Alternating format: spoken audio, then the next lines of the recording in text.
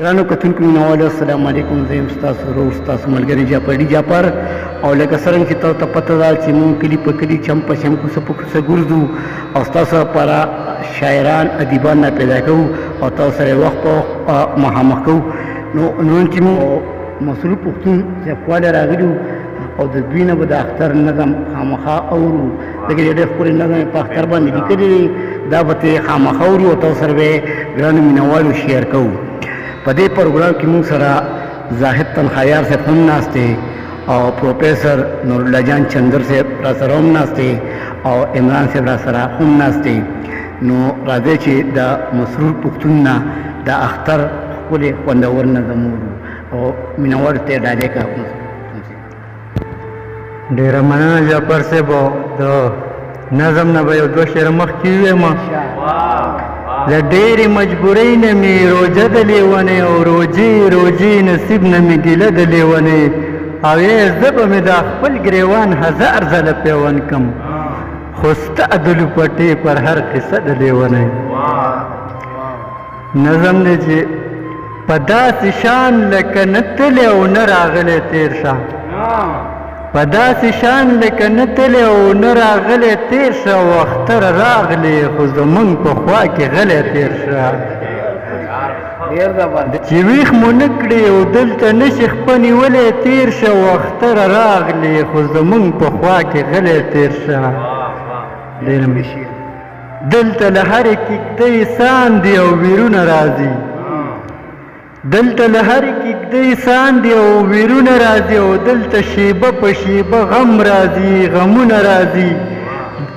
دلته د سرو وینو نکریزې ښه ویړیا پرتې وي، او دلته په لارو کې د وینو سیلابونه راځي، او دلته د کوم جا ډېر د جبر داستانونه نشته، او په دې ویړیا نکریزو څوک نه دی لړلی تېر شه.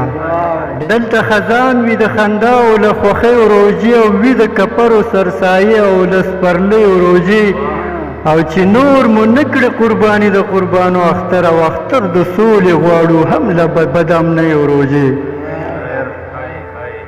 دلته خزان وي د خنداو له خوښیو روژې، او وي د کپرو سرسایې او له سپرلیو روژې، او چې نور مو نه کړې قرباني د قربانو اختره، اختر د سولې غواړو هم له بدامنیو روژې.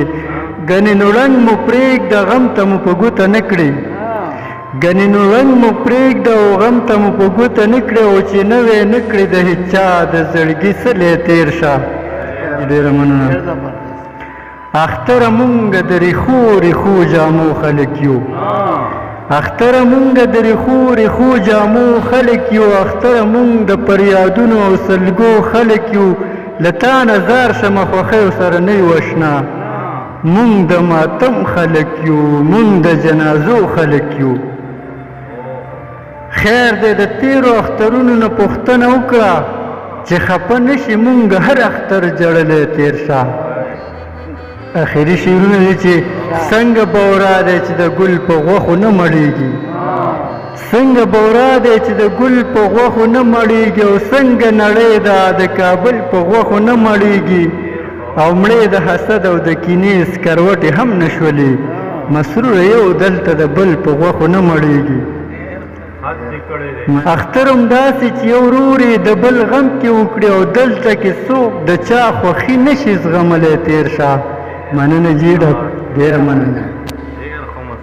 ګرانو کتونکو مینوالو، دا و مسرور پښتون صاحب. ما خو د مسرور پښتون صاحب نه بل کلام وورو، خو بس د دې کلام د پاسه بل کلام ونه لګي، ځکه چې ډېر ښکلی د حالاتو متعلق چې کوم نظم مسرور صاحب ووی دا خو بالکل خط یې پرې کړی دی. او ګرانو مینوالو تر د بل پروګرام پورې ستاسو نه زه اجازت اخلم. په لوی الله سپارم.